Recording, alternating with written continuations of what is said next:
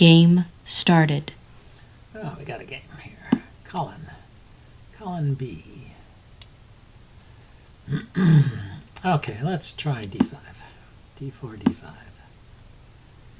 E3. Not sure what's up with that. Let's play C5 here to try and unsettle the center a bit. He takes. Now I can win it right away with queen takes, queen A5 check, and then takes on C5.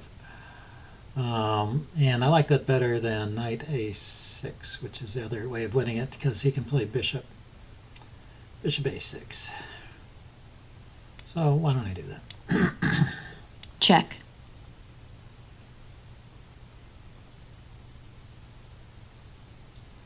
And he can defend with the bishop or the knight.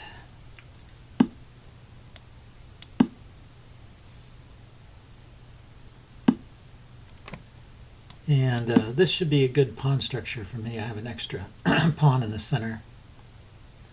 I may have to waste some time finding a square for my queen.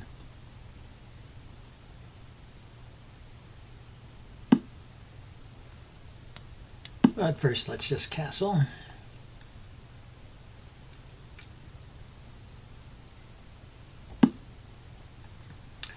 Yeah, like this. The queen is just subject to harassment there, and I guess I want to hold on to my e-pawn, so I'll come back to c7, then play knight to knight c6. Looks like a good follow-up move. He's hitting that pawn. Let's see, if I play knight c6, he plays knight takes, I play knight takes, he plays queen takes, I play knight takes bishop, pawn takes, he's won a pawn.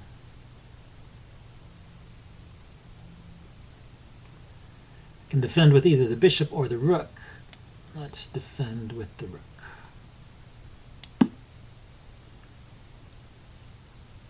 I still want to get in the move knight c6.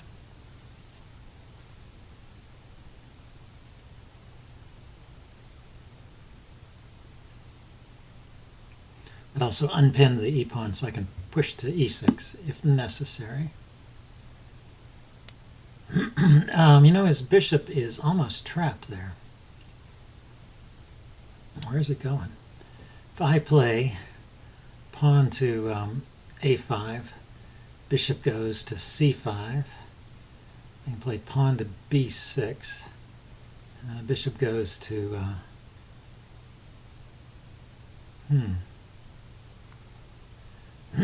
so if I play b6, that threatens to trap the bishop, because a5 then leaves that bishop with no squares. So, but he's always got this move knight. Yeah, I shouldn't have done that. He's always got the move knight b5, annoyingly. Makes me move my queen and then the bishop can retreat. So, if I wanted to persist with this idea of trapping the queen, I would have to play a move like, I would have to move the queen or play something like bishop here or here. Yeah, it wouldn't work.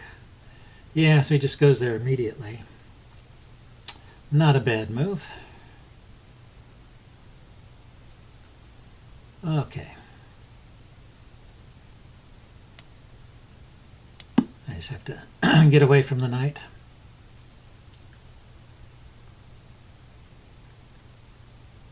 Should have just played knight c6 like I was planning. Yes, he can kick my queen around some. He's got that knight to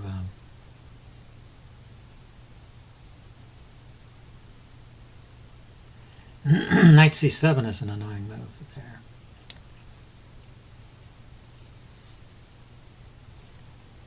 Let's see, where'd my queen come from? It came from that square. So I could have gone to b7 immediately. And I guess I will go there now. I don't want to give up this square.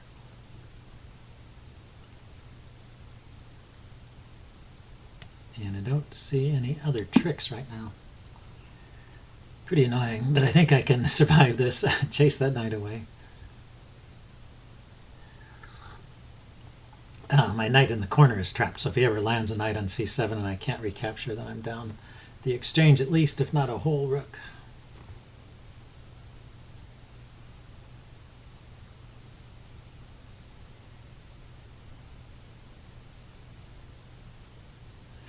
So he got a lot of piece activity there. I blundered to let him have that much. But I don't think I'm dead yet. I don't know if his pieces are all that well placed. And I should be able to beat them back. I don't see the follow-up at this point. And I can chase him away with a3 or knight to c6, a6 or knight to c6. And he just retreats. Okay, so I can play knight c6 now. And I probably should. And then after the bishop moves, I assume he's going to move the bishop, then play a6, and then find a home for my bishop. Maybe I should consider bishop to bishop g4 there first. Although he could just kick it, and I would have to trade or come back. Can't. When you have this structure, you can't retreat the bishop here. It just gets trapped. Okay, so he retreated his bishop, and now the knight. Of course, the knight can go to the square. D4.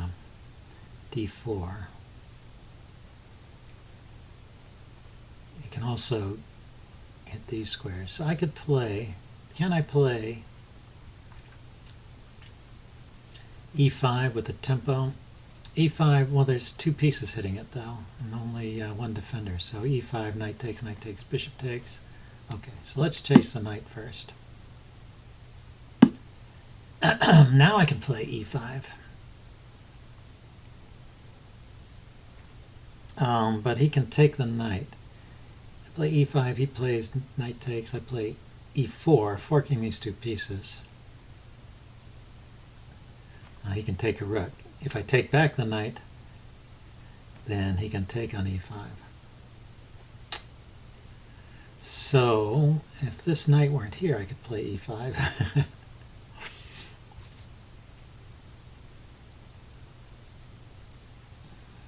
Or I could trade it off. If he takes back with the bishop,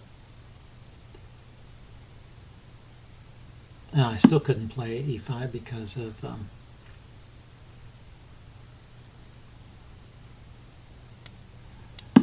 okay, because that square is defended by two pieces. Actually, that didn't help. I'm not thinking very hard in this game. Hardly thinking. Rook to e1. Rook to e8 threatens e5. Bishop takes, rook takes, knight takes, queen takes, and I get two pieces for a rook and a pawn, which is usually good. This is defended over here. Okay, he's threatening e5 perhaps. I mean c4. He's threatening c4. I play e5. He plays c4. I take the bishop. He takes the pawn, and I move my queen out of the way.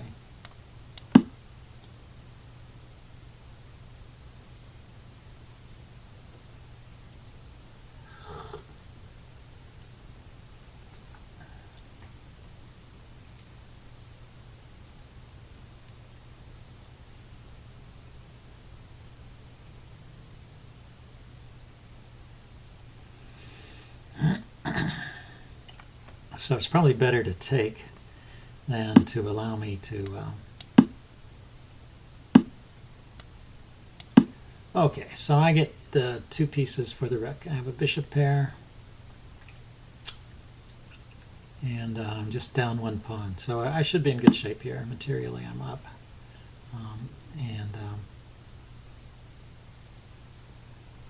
Probably want to keep the bishop pair. I could just play here and trade off, but I think...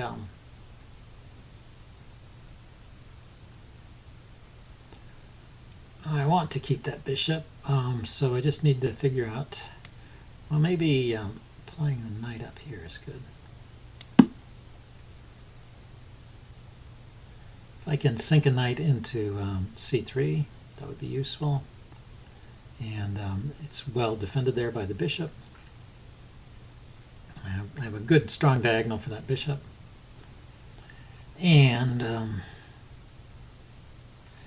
then this bishop is free to, my light squared bishop is free to go. And if he decides to take, yeah, then I have the bishop pair against a rook, which is usually a good thing to have.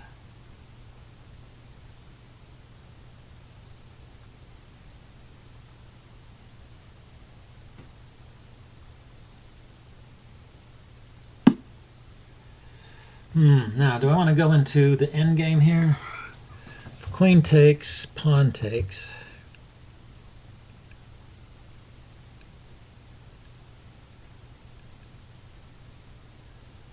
Opens up the C file.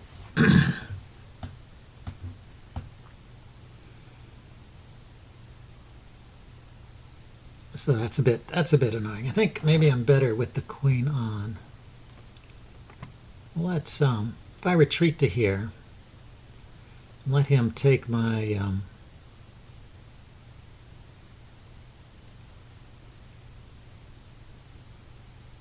no, I probably don't want to let him take that. Okay, so let's retreat to a dark square here so that my light squared bishop can still develop. Maybe to f5 here.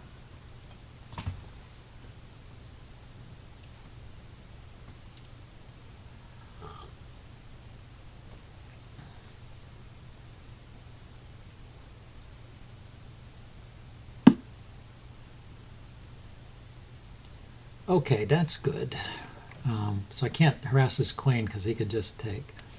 So I need to take first.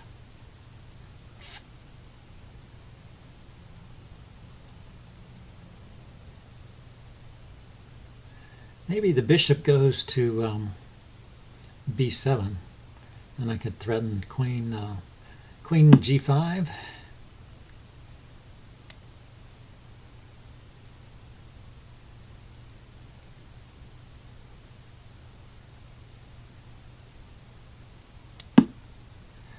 If he plays queen to c7 here,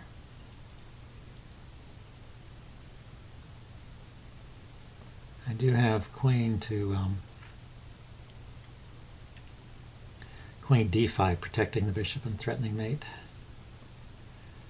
And he would have to move a pawn or something to defend against that threat, and then I could play rook to c1, chasing his queen away. Rook to c8.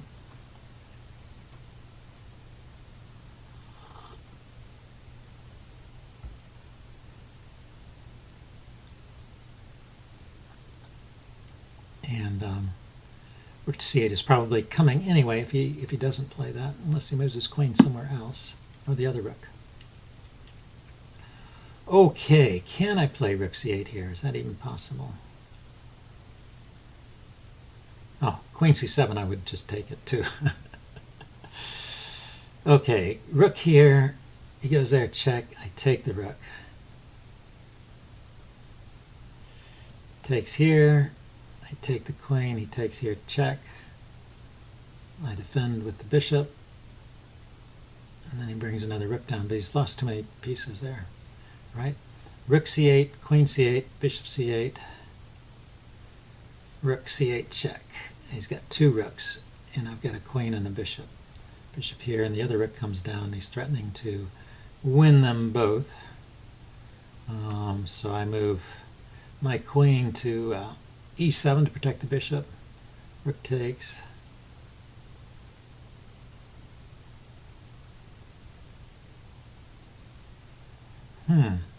That's a problem, actually.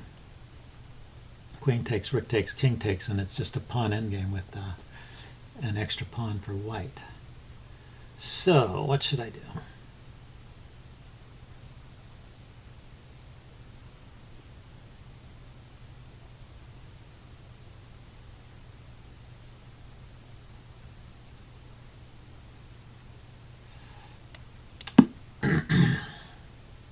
Let's threaten mate here.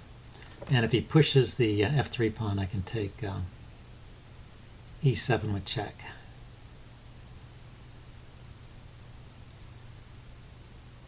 What am I saying about? Take e3 with check. Okay, so he plays queen takes. So now we're two bishops against a rook. Rook and two bishops against two rooks. So the pure endgame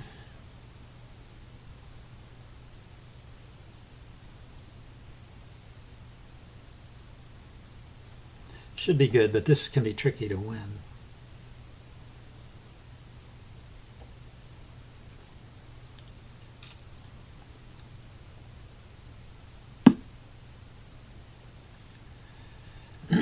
So I need to try and round up loose pawns here.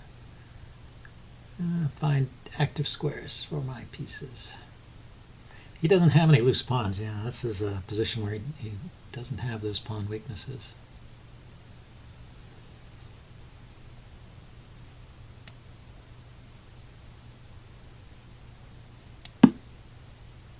I'm thinking of maneuvering the bishop to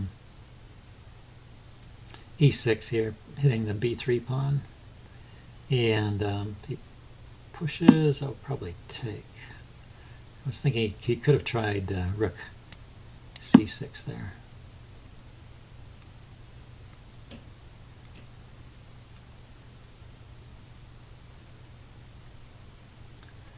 And if he pushes the b pawn, I can play bishop to c3, forking that rook and that pawn.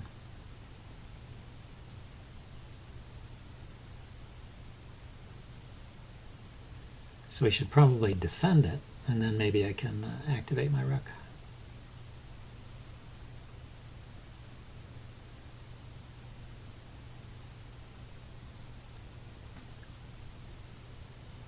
He did get his rooks on the two open files. Ah, so he counterattacks instead. It's not a bad idea. Time warning. So I take, he takes, I take. I get 2 pawns for his one.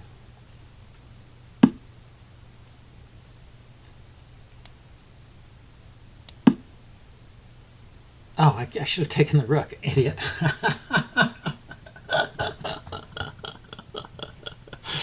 Got disconcerted by the time warning. I knew I was thinking of something else there. Of course, the bishop on b3 forked the pawn and the rook, as I was saying earlier.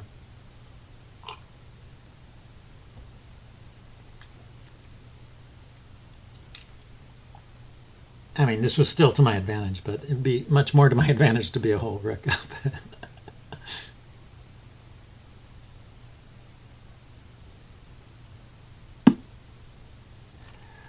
Okay, let's defend the pawn with the bishop.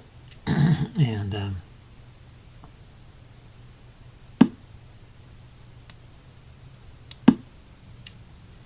here we go. Threaten mate. Well, it's not mate. If the bishop were here, it would be threatening mate. So maybe bishop to bishop e5, and then rook to rook c1.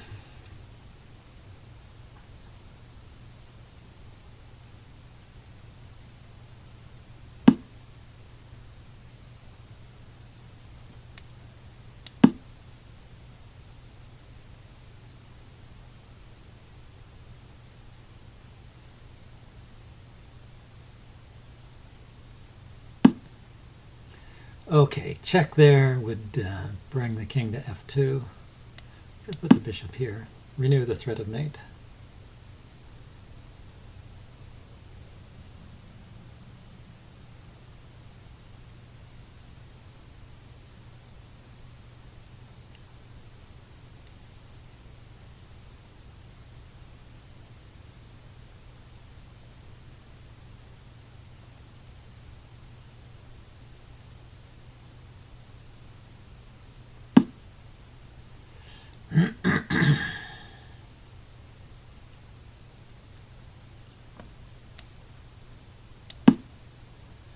Okay, now he can check me down here. I've got the g7 square to escape to.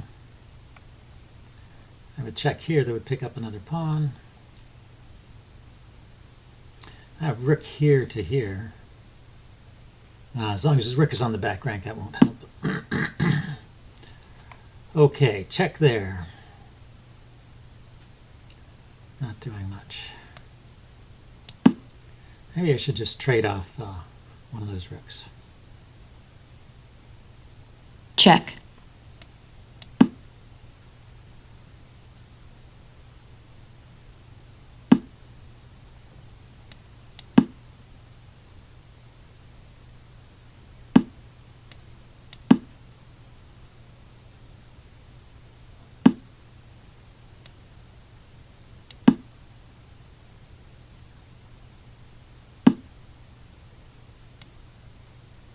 Check.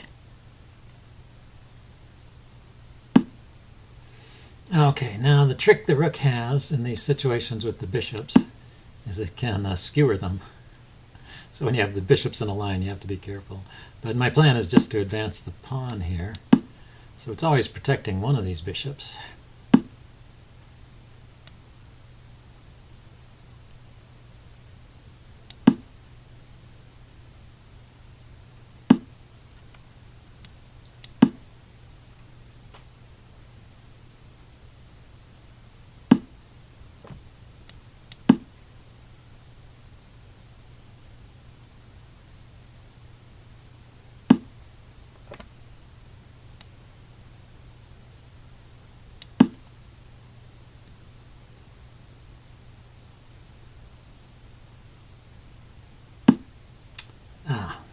I left the pawn undefended there. Pretty silly of me.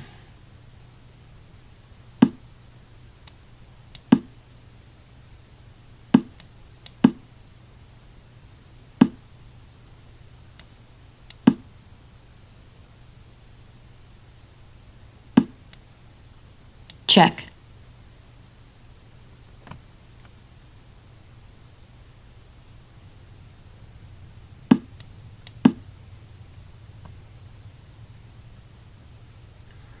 Okay, now I've got a situation I want. I just need to get my king out of the way and I can deliver a skewer on this rank. Oh. Or I can win with the bishop against 2 pawns here. This is the wrong colored. This is the wrong colored rook pawn. I have to win these pawns. But I am fast enough to win this one.